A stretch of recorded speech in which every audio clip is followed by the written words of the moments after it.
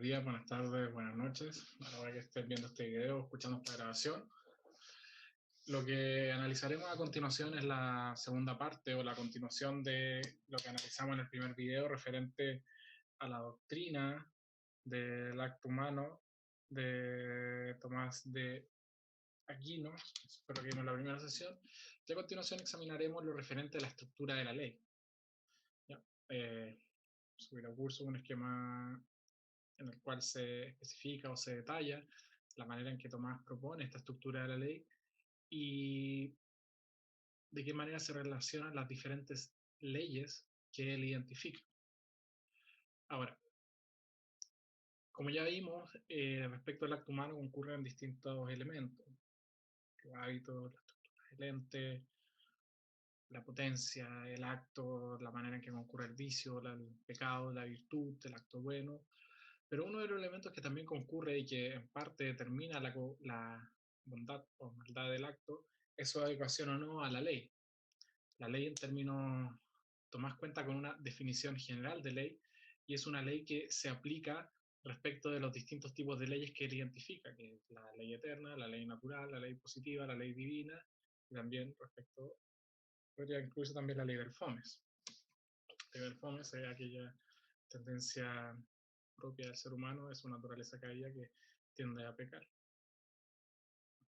Pero una de las cosas más relevantes que esta definición de ley, que Tomás entiende por ley una prescripción de la razón, dictada en vista del bien común y promulgada porque tiene a su cargo la comunidad, es una definición general que se aplica a los distintos tipos de leyes. O sea, se identifican ciertos elementos comunes que caracterizan a algo como ley y existen distintos tipos de leyes, pero toda ley en Santo Tomás establece cómo se han de comportar las cosas que caen bajo su jurisdicción, cosas o personas, descansa en la razón. O sea, pues solamente la razón es capaz de aprehender una ley y adecuar su comportamiento a ello. Por ello, Dios dicta la ley, también las personas pueden sujetarse a las directrices que éste establece y describe lo conveniente, o sea, lo bueno, no tanto respecto del individuo en concreto, sino que de respecto de la totalidad de la comunidad. O sea, hay una pretensión, podría describirse comunitarista, pero no en los términos en que se plantea como el pensamiento comunitarista actual, sino más bien en términos más bien medievales de comunidad, no en el sentido contemporáneo, que se identifica más bien con pensadores como McIntyre o Anscombe, que vimos en la separata introductoria. Y tiene como objetivo, todas las leyes, la realización de lo conveniente, esto es, el bien. Como ya vimos en el primer video, Santo Tomás, como heredero de la tradición aristotélica, tiende a la búsqueda del bien y la promulga o se impone por quien tiene a su cuidado el grupo o la comunidad. Ahora, esta definición de ley es heredera y denota la relevancia de la influencia aristotélica en la doctrina de Santo Tomás de Aquino. Primero porque se relaciona con la teoría de las causas. O sea, acto y potencia, todo acto, todo principio tiene una causa. Y así la ley tiene una causa. Tiene una causa formal, material, eficiente y final. ¿Ya? Precisamente porque esta causa, y esto también se encuentra presente en otra cuestión que también se estudia mucho de Tomás de Aquino, referente, por ejemplo, a las cinco vías para demostrar la existencia de Dios. O sea, es imposible hacer una regresión infinita, indefinida hasta ad infinitum, o sea, una contradicción lógica dentro de la doctrina de Tomás. Tiene que haber un punto de inicio a partir del cual se generan los distintos actos y los distintos movimientos que se producen dentro de la sociedad, ¿no? Así podemos identificar las distintas causas que se concurren respecto de la ley en Santo Tomás. La causa material, como sabremos, es el elemento o aquello que conforma este ente. La causa eficiente es aquello que lo genera, aquel elemento generador. Por ejemplo, en este caso, la estatua que tenemos aquí a la derecha, la causa material de una estatua, aquello de lo que se compone, por ejemplo, el mármol. La causa eficiente, aquello que le da movimiento, que lo genera de por sí, es el escultor. Causa final es la finalidad, o sea, aquello para lo cual es creado, para aquellos a lo cual se conduce el objeto, el acto, en definitiva, y la causa formal, aquello, bueno, a partir de aquello de lo que es esencial, aquello de lo cual emana, que en este caso la causa formal de la estatua sería la modelo. Modelo que es la figura a partir de la cual se genera esta estatua. Entonces, ¿cuál es la causa formal en la definición de Santo Tomás? ¿Qué es lo esencial de la ley? Lo esencial de la ley, y que es lo que en definitiva caracteriza una ley, es una regla, o sea, un parámetro a través del cual el hombre es inducido a actuar o se ve impedido a actuar. Nosotros cuando seguimos una ley, nosotros hay una clasificación de ley que, por ejemplo, distingue entre permisiva y prohibitiva. O sea, una ley permite, es imperativa también, pero realmente la división entre permisiva y prohibitiva. Una ley te permite, permiso, de realizar una acción. O es prohibitiva, te prohíbe realizar una acción.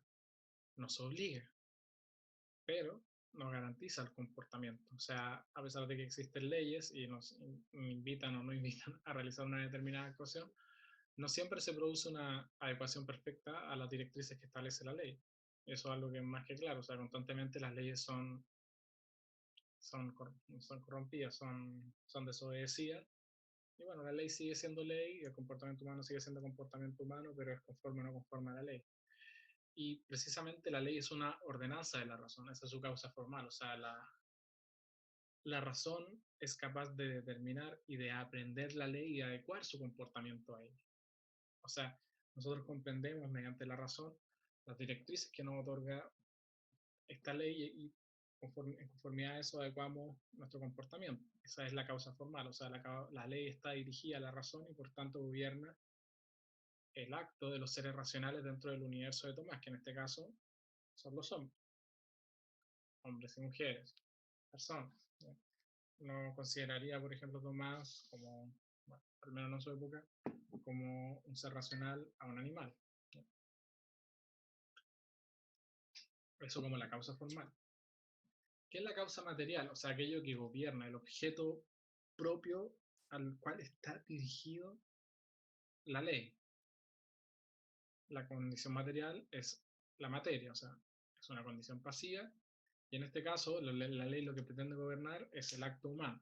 O sea, la ley está dirigida al gobierno de este objeto que es los distintos actos humanos, no objetos no en un sentido literal, pero sí en el sentido de que existen actos humanos como regla general y es a esto son estos actos humanos los que están dirigidos a los que están dirigidos el gobierno de la ley. ¿Ya? ¿Cuál es la causa final? El objetivo final, la ley está dirigida siempre al fin común. Y el bien común, como podemos ver, bueno, el bien común es una cláusula que ustedes van a encontrar durante toda su carrera. Es una cláusula de herencia griega que es tomada por la escolástica y a la cual constantemente se hace referencia, especialmente en textos constitucionales, ¿no? Para bien o para mal. Y en definitiva, el bien común a lo que se tiende es el mayor bien, la felicidad, el verdadero bien. ¿Qué bien? Eso ya lo vimos en la segunda sección, la primera parte, en que Tomás identifica específicamente el mayor bien como a Dios, pero naturalmente, así como también en Aristóteles, no todas las personas van a llegar a alcanzar, no todos van a alcanzar un nivel de contemplación máximo, los cuales van a poder llegar a ver a Dios o no van a llegar al cielo, pero la causa final es aquello a lo cual está dirigida, que en este caso es la felicidad, el mayor bien a Dios. La causa eficiente es aquello que le da movimiento. En el caso de la estatua era el escultor, el escultor era el que generaba, el que crea esta escultura.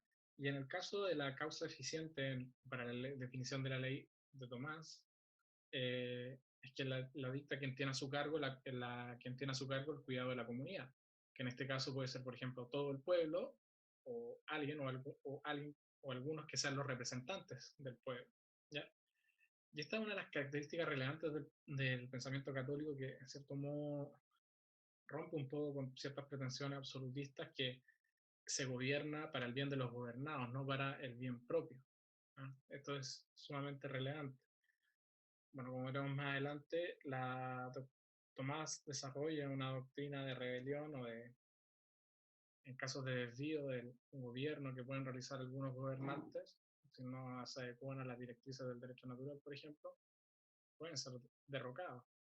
Y aquí existe también una cuestión sumamente interesante, que es la cuestión del tirano. O sea, vamos a hacer, bueno, tirano no en el sentido peyorativo, que se utiliza modernamente, sino tirano, en el sentido de alguien que aglomera o que quizás lleva un gobierno de manera autoritaria o que engloba en sí todos los poderes y no lo otorga a otros sujetos.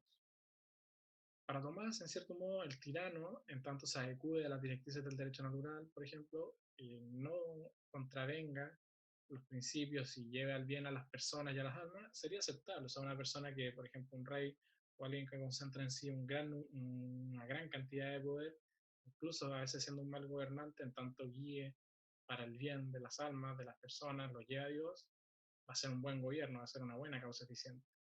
En definitiva, son ellos, los gobernantes, o la Asamblea Representante del Pueblo, es la causa eficiente de la ley. Causa eficiente, en este caso la ley positiva, a la que yo estoy haciendo referencia ahora, pero también, por ejemplo, quien promulga, por ejemplo, la ley eterna, como veremos más adelante, es Dios, y en ese sentido Dios es causa eficiente, por ejemplo, de la ley eterna. Ahora, Tomás también incluye un elemento que es peculiar, pero que es considerado por todas las doctrinas contemporáneas del derecho y también las doctrinas clásicas. John Fuller, por ejemplo, un gran teórico del derecho estadounidense, quien escribió un texto que se llama La moral del derecho, incluye, por ejemplo, dentro de los dictum que debe cumplir el derecho, la publicación, la promulgación. En ese sentido, la promulgación es un elemento que no está considerado dentro de las causas del sistema aristotélico, pero aún así se considera dentro de la definición de ley de Tomás de Aquino. ¿Ya? La ley tiene que ser conocida. Si una ley no es conocida, no puede gobernar el acto. ¿Cómo vas a poder aprender? ¿Cómo vas a poder conformar tu acción a algo que tú no conoces? Es imposible. ¿Ya? Y esto también, la promulgación, o sea, la relevancia de la publicación del dar a conocer es algo que también los ordenamientos jurídicos modernos consideran en todos lados. No creo que no existen ordenamientos jurídicos, a no ser que sean ordenamientos jurídicos dictatoriales, o que no se conformen a las nociones básicas de Estado de Derecho que no requieran de la publicación de una ley. En este caso, nuestro Código Civil, en el artículo 8, se establece la regla relativa a la publicación de la ley, del dar a conocimiento de la ley, y, por ejemplo, en este caso, lo que ustedes tienen a la derecha no es solamente una imagen de una mujer desnuda, sino que es el caso de Calígula. Por ejemplo, Calígula era un emperador romano quien tenía la mala costumbre, o la costumbre, que era su costumbre, de publicar leyes, pero las publicaba, por ejemplo, en los techos o en lugares muy altos donde la gente no podía leer la ley. Entonces, a pesar de que la ley estaba publicada, uno no sabía cuál era la ley a la cual uno debía adecuarse, lo cual provocaba naturalmente problemas para los ciudadanos. ¿Me estoy o no conformando al comportamiento de la ley? ¿Ya? Lo relevante de esta cuestión es certeza o incerteza. ¿Me conformo o no me conformo al comportamiento de la ley? Y también es relevante para efectos de la responsabilidad. O sea, si yo voy a, me van a hacer responsable de un acto que contraviene la ley, por lo menos se me tiene que haber dado la posibilidad de conocer el contenido de esa ley y adecuar mi comportamiento a ella.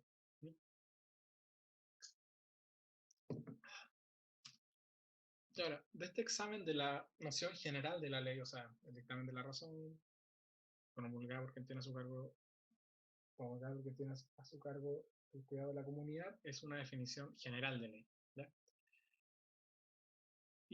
Pero Tomás reconoce distintos tipos de leyes. Nosotros vamos a examinar las distinciones clásicas. ¿Ya? Ahora, lo relevante es que el punto, el alfa y el omega, comienzan en Dios. O sea, de Dios se derivan las leyes y también las ordenanzas morales. ¿Ya?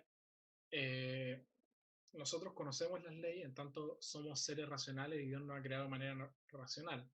Nosotros participamos en cierto punto en la lectura del Génesis, fuimos creados a su imagen y semejanza, participamos de esta dimensión racional que Dios nos otorga dentro del sistema de Tomás.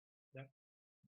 Y ahora, ¿qué es lo relevante de cada ley? O sea, cuando ustedes estudian la ley, que es probablemente lo que va a entrar en esta prueba, lo que ustedes tienen que conocer con claridad para poder responder bien las preguntas es el origen, de dónde se deriva la ley, cómo podemos conocerla y cuáles son las consecuencias de la infracción. Son como los tres elementos. Ustedes dicen como, claro, ¿qué tengo que saber de Tomás? Bueno, leer los respondos, las secciones donde él responde y expone su doctrina, más que las doctrinas, porque él pregunta, expone y responde.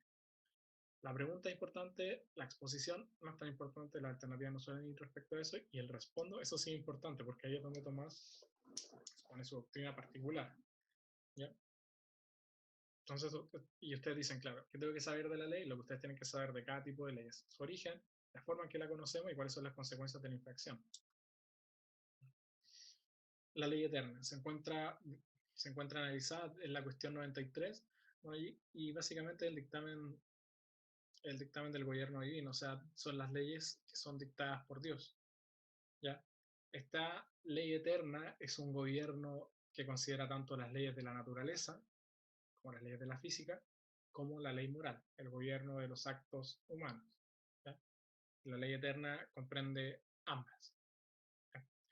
Lo relevante de esta cuestión es que se relaciona mucho con la cuestión de divina providencia. La divina providencia es una cuestión que también encontramos, es como esta idea o esta pretensión de que existe un gobierno, una intención, o sea, no una gestión, pero un gobierno de parte de Dios de aquello que fue creado por él, ¿ya? Y es esta divina providencia que nosotros hasta cierto punto podemos identificar con la divina providencia. Y precisamente la ley eterna se identifica con la razón divina, o sea, la razón de Dios. Y es eterna porque se encuentra en la razón divina, que es la razón de Dios, y por tanto Dios es eterno, y la ley es eterna, por tanto, ley eterna. ¿Ya? Consecuencia de su infracción, las distintas leyes que analizaremos más adelante son emanaciones de la ley eterna. ¿Ya? Esto es sumamente relevante. La ley eterna es la ley, y las leyes que vamos a comenzar a examinar ahora son manifestaciones de esta ley. O sea, no hay una contradicción entre la ley divina y la ley natural con la ley eterna. La ley divina y la ley natural son emanaciones de la ley eterna. La ley divina y la ley natural son maneras en que nosotros conocemos la ley eterna. Entonces, su infracción contraviene los mandatos divinos y tiene las consecuencias que han estudiado en colegio católico saben de las cuales se sigue, pero puede existir la condena, el infierno, todas esas cosas fantásticas o el contento de Dios. Tienen que recordar que aquí lo que nosotros estamos examinando es un pensador que es cristiano, que es un seguidor de Cristo. Ya no es un pensador que analiza la Torá, o sea, sí analiza la Torá, analiza el Antiguo Testamento, pero no es un pensador judaico, ni es un pensador islámico. De no seguir las directrices de no seguir las directrices divinas del comportamiento, en todas estas religiones se sigue una consecuencia similar, pero existe una diferencia en cuanto a la naturaleza de Dios. Estamos yendo por una tangente que no tiene que ver mucho con esto, pero básicamente ley eterna, razón divina, eterna porque participa en Dios, comprende tanto las leyes de la física como la ley de la moral. ¿Ya? La ley divina, como les señalé anteriormente, es una emanación de la ley eterna, pero la peculiaridad de la ley divina es la ley eterna manifestada en la Sagrada Escritura. Lo que distingue a la ley divina, por ejemplo, de la ley natural, es el medio por el cual nosotros llegamos a conocer la ley divina. ¿Ya? Y el medio por el cual nosotros llegamos a conocer la ley divina es precisamente porque está contenida en las Sagradas Escrituras. ¿Ya? Y esto es relevante porque se reiteran los principios ya contenidos en otras leyes y precisamente se establecen estas escrituras, se da a conocer, la gente lo lee y la gente lo estudia como una manera de superar la flaqueza del juicio humano. El hombre es débil, su mente es frágil, y por tanto puede olvidar el gobierno, cuáles son las leyes de Dios, o puede no estar seguro de cuáles son las leyes de Dios. Por tanto, la ley divina, que es aquella ley que nosotros aquella ley de Dios que encontramos manifestada en las Sagradas Escrituras, nos llega por este medio como una manera de asegurarse de que esas son las leyes de Dios. Esa es la ley. Esa es la ley eterna. Ahora, la ley natural. La ley natural es el dictamen de la razón, o sea, el dictamen de la razón en cuanto participa la criatura racional respecto de ella, o sea, la participación de la criatura racional en la ley eterna. Esa es la definición de la ley natural. Y existen dos maneras de conocer la ley natural. La ley natural es la manera que nosotros aprendemos la ley eterna. Existe una manera que es desde arriba, que se denomina la sindéresis, o sea, nosotros solo con nuestro intelecto captamos la lógica, cuál es el sentido y que por tanto cuáles pueden ser los preceptos de la ley natural, o desde abajo, cuando nosotros observamos el orden natural, cómo se comportan los seres, entendemos que hay un cierto orden. Entonces existe este cierto modo puramente intelectual de los humanos o desde abajo, como viendo la creación o entendiendo el orden que existe en ella, en la cual nosotros conocemos la ley eterna. Se distingue de la ley divina. La ley divina está clara, está otorgada en la escritura. En cambio, la ley natural, cierto modo, es más bien una operación intelectual, es una comprensión, es una aprehensión que solo es posible en la criatura racional que es el hombre. ¿Ya?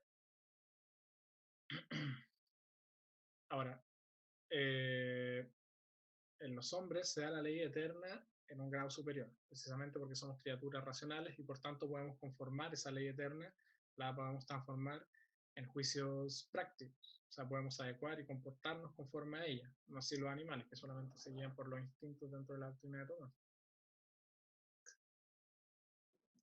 ¿Ya? Las cuestiones no son tan relevantes. Ahora, la ley natural, que vimos que es la participación de la criatura racional en la ley eterna, básicamente cuando hablamos de ley natural, estamos hablando de ley eterna, solamente que la ley natural es la manifestación de la ley eterna en la criatura racional. Por eso se hacen estas distinciones. El primer precepto, o sea, existe una cierta una formulación básica, en cierto modo, de la ley natural. Y en esta, el primer precepto es haz el bien y evita el mal. Tomás identifica esta clase, esta orden, este primer precepto, lo equipara a los principios de la lógica. ¿Ya? Al principio de la no contradicción en la lógica. O sea, para el comportamiento moral, hacer bien el bien y evita el mal, es algo tan evidente y tan natural como la regla de la no contradicción en lógica. ¿Ya? Es algo absolutamente básico y que ordena el resto de los preceptos. ¿Ya? Ahora, existen otros preceptos de la ley natural que también son autoevidentes, que son los que están enunciados más abajo. ¿Ya? Así como en la lógica existen otros ciertos principios, identidad, contradicción, razón suficiente. Lo veremos más adelante. No, no lo veremos más adelante, pero son los ejemplos que utiliza Tomás de Aquino. ¿Ya? Entonces, existen ciertos principios y existen ciertos preceptos que son primarios, que van escalando en complejidad. Porque en primer lugar existe, por ejemplo, el precepto primario, o sea, una derivación de este principio que es el bien y el mal, de la autoconservación. Y esto es algo que compartimos tanto con los animales como con otros seres vivos, como pueden ser las plantas. O sea, tanto los animales, cualquier ser vivo en definitiva tiende a autoconservarse. Nosotros también tendemos a autoconservarnos. También el segundo precepto es aquello que compartimos con el resto de los animales. Animales como, por ejemplo, conservar la vida de las especies. Así como la manada del lobo, nosotros también tendemos a conservar la vida de nuestra especie. Protegemos a la familia, a los niños, a los que son más débiles, a nuestros ancianos, a los hombres y mujeres que se encuentran en una situación más débil, tienden a ser protegidos. Y un tercer precepto es el cultivo de la vida humana. Y esto también es sumamente aristotélico. ¿Ya? O sea, el trabajo, la virtud, el desarrollo de la comunidad, la protección de esta, es una característica y es un precepto de la ley natural. Y estos son preceptos que son primarios, o sea, existe el primer precepto, pero también existen preceptos primarios. Entonces, si hiciéramos una jerarquía, digamos, un triángulo, en la cúspide se encontraría hacer el bien y evitar el mal, y después, como emanaciones de este precepto, se encontrarían los preceptos primarios, que son los tres que vimos: autoconservación, conservación de la vida de la especie y el cultivo de la vida humana. Y después existe en la parte baja los preceptos secundarios, que son ya especificaciones o formulaciones de estos principios como juicios prácticos, o sea, la llevada a la práctica de estos preceptos de la ley natural. Ahora, ¿qué es lo que se pretende con la ley? ¿Qué es lo que se busca al momento de dictarse esta ley y de pretender gobernar el acto de los hombres, los actos de los hombres? En primer lugar, una cosa que hay que señalar es que Tomás es un jus naturalista. O sea, Tomás señala que existe una conexión íntima entre la ley y la moral. ¿Ya? Tomás es un jus naturalista sin complejos, no como otros jus naturalistas contemporáneos como Dworkin, que son unos jus naturalistas complejados como Manuel Atienza. Pero la pregunta que se hace Tomás es: ¿para qué legislar? Lo relevante de la legislación para Tomás es para hacer a los hombres buenos. Existe una relación con la causa formal. O sea, se busca la razón, o sea, guiar al hombre hacia lo bueno. ¿Y cómo nos hace mejores la ley? La ley nos hace mejores derechamente conociendo el bien. O sea, un hombre bueno va a conocer la ley, va a entender y se va a adecuar a ella sin necesidad del castigo. Pero, por ejemplo, puede existir el caso de un hombre malo que, pretendiendo evitar el castigo, se adecua su comportamiento a los dictámenes de la ley.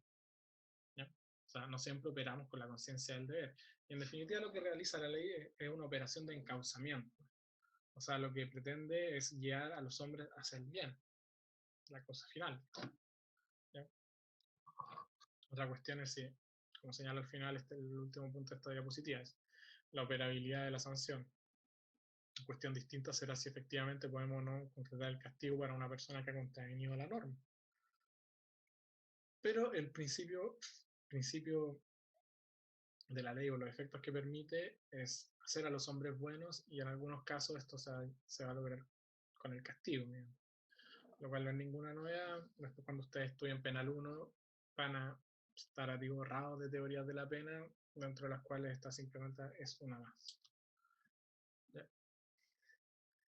En este sentido, como vimos, lo que nosotros acabamos de analizar es un esquema bastante rígido y sistemático. O sea, Tomás identifica una jerarquía clara de leyes, en la cual se encuentra en primer lugar la ley eterna, de esta hay una derivación de la ley natural y la ley divina, y después existe una ley positiva, que es la ley de los hombres, que es un poco la definición que caracterizamos con la definición general de ley, o sea, una ley que dicta el príncipe.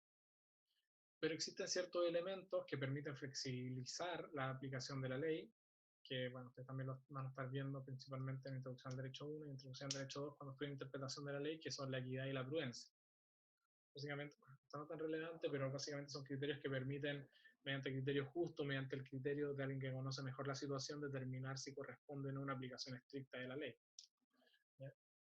Porque la pretensión final de la ley, lo que se busca tanto en cualquier doctrina cristiana, es la salvación de las almas. O sea, ese es el fin último al cual tienden todas estas doctrinas.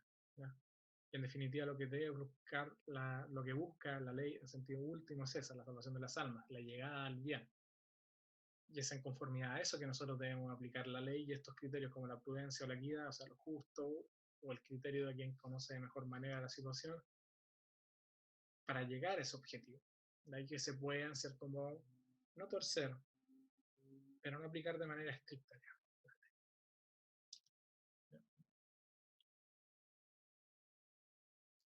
Ahora, nuevamente, ¿qué es lo bueno para los hombres? ¿Qué es lo bueno? En el sentido fuerte. Para Tomás lo bueno es un concepto metafísico, o sea, lo bueno existe, Dios existe, ¿ya? Y nuestra naturaleza tiende a esto, tiende a este objeto, o sea, nuestra naturaleza, nosotros estamos hechos para tender a lo bueno, que como ya vimos, Tomás identifica con algo que es Dios, o sea, nosotros tendemos a eso, ¿ya? Y nuestra racionalidad se adecua conforme a ello, nosotros evitamos el bien, nosotros conservamos la especie, nos comportamos bien en sociedad, como regla general. Y es esa nuestra naturaleza, eso es aquello que nos permite convivir. Por eso no somos animales, ni tampoco somos dioses, somos simplemente personas, pero como criaturas de Dios tendemos a ello. Ahora, una de las cosas relevantes que también se identifica en el pensamiento de Tomás es la igualdad ante la ley. Este esquema de la ley que nosotros acabamos de ver, que es el principio, la ley eterna, la ley natural, la ley divina, es igual para todos los hombres, desde los pueblos a los cuales la palabra le ha llegado, o para pueblos que no han conocido la experiencia. Se tiende, por ejemplo, a conocer, una de las maneras de conocer la ley natural precisamente es ver el orden que existe en la naturaleza, que existe en las sociedades. Y en la manera en que se ordenan las sociedades tienden a conformarse en mayor o menor medida a la ley natural de Tomás. Y en este sentido, por ejemplo, formulaciones como no matar, no robar, no mentir se adecuan a la ley natural y nosotros también la encontramos en las distintas sociedades. Y por eso Tomás elabora estos preceptos secundarios, o sea, los preceptos primarios son claros, pero los preceptos secundarios son principios de aplicación, o sea, tomamos este precepto y lo aplicamos a la situación concreta. De esa manera podemos lograr ciertas complejidades que se derivan del pluralismo moral, ¿ya? Que existen distintas culturas o distintas, no voy a decir razas, no existen razas, pero existen distintos pueblos, distintas culturas, a eso estoy haciendo referencia, o sea, existe una ley moral no se aplica idénticamente en distintos contextos sociales, ¿no? En ese sentido, los preceptos secundarios como formalización o como desarrollo del precepto primario permiten manifestar esta pretensión de igualdad ante los hombres, o sea, todos los hombres son gobernados igualmente por la misma ley, la ley eterna, que los hombres conocemos por medio de la ley natural o la ley divina, si no hemos sido evangelizados, lo conocemos por medio de la ley natural, por medio de nuestra razón y cómo participamos como criaturas racionales de la creación. Ahora, una de las cosas relevantes del pensamiento católico, del pensamiento cristiano, que, de, de los cuales tiende a ser un poco... Eh, esto es lo que se estudia con detención, pero que muchas veces las personas no revelan de dónde lo estudiaron, es que la rebelión, o sea, la, el alzarse en contra del rey, señalaba Álvaro de Ors, un gran romanista, que es quizás la mayor aportación de la doctrina política católica. O sea, una de las características del gobierno que nosotros señalamos es que debe adecuarse al bien. ¿Pero qué es bien? Es una distinción entre el bien humano y el bien divino. ¿Eh? Naturalmente puede existir una cierta contradicción del gobernante o una negación del bien humano, pero nunca del bien divino. O sea, porque naturalmente ahí estás negando aquello a lo cual el hombre tiende y lo que es natural respecto de él. Entonces, una, una ley que, por ejemplo, bueno, Tomás hace una ponderación, en cierto modo. O sea, por ejemplo, pensemos el caso de una ley en el cual, por ejemplo, obliga a todas las personas que impide la observancia de deberes religiosos, o que obliga a todos los hombres, a las personas, a conformarse a la ley musulmana. Claro, eso es algo que contraviene la doctrina, que contraviene al bien divino, lo que contraviene en definitiva, o que deben rendirle pleitesía al rey, por ejemplo. Claro, no contradicen tanto en sí el bien humano, pero sí contradice el bien divino. Cuando una ley contradice el bien divino, debe revelarse, pero una ley que contraviene, por ejemplo, el bien humano, no obliga en conciencia, es posible la rebelión, pero en última instancia para Tomás existe una cierta ponderación que hacerse. Para Tomás es muy relevante la paz social. O sea, puede existir una ley que no sea correcta, que hasta cierto punto no se adecua al bien humano y que provoca verdaderamente conflictos de conciencia. Pero si la rebelión respecto de ella produce efectivamente una rebelión, un malestar social, de cierto modo nosotros podemos continuar cooperando con esa ley. Este es un precepto que se llama la cooperación material con el mal, seguir cooperando con esa ley, pero no obligarnos en conciencia respecto de ella. Pero si la ley contraviene el bien divino, o sea, nos dicen no pueden adorar a Dios, no pueden entender al bien, esa es una ley que es distinta. O sea, el gobernante no está cumpliendo con el mandato que le fue encomendado y debe ser derrocado, darlo para casa o a la guillotina, dependiendo del tiempo en que estén viviendo. Entonces Tomás admite una cierta flexibilidad, existe tensión entre la paz social y aquello que debemos hacer conforme a la conciencia, es un valor que es sumamente relevante para él. Ahora está la última diapositiva.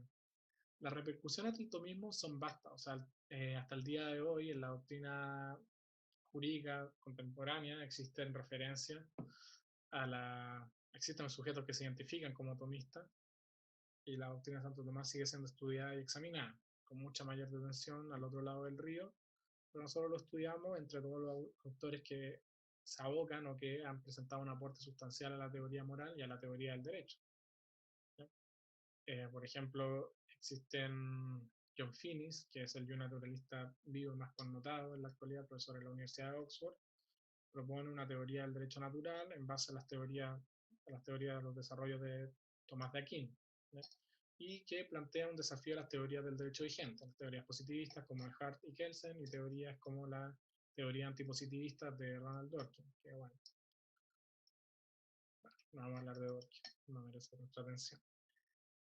También, por ejemplo, muchos autores han vuelto, por ejemplo, James Gordley, han intentado volver a Aristóteles, a Tomás, también a Ernst Weinreich, en la idea del derecho privado, vuelven a Aristóteles, Gordley vuelve a Aristóteles y a Tomás, para poder intentar explicar el derecho civil específicamente, el derecho privado, para enfrentar y dar una justificación a lo que ellos denominan enfoques funcionalistas, como las análisis económicos del derecho, o teorías críticas, como la teoría feminista, critical legal study, o teorías jurídicas de izquierda, o teoría democrática, etc. O sea, Aristóteles y Tomás presentan un inmenso aparataje conceptual para explicar la suficiencia por sí misma del derecho privado, ¿ya? Y naturalmente Tomás repercute enormemente en la escolástica y en la escolástica española, en el comercio moderno y en la teoría del derecho hasta el día de hoy. Y dentro de estas cuestiones, una cuestión pivote es precisamente su teoría de la ley. Muchas gracias.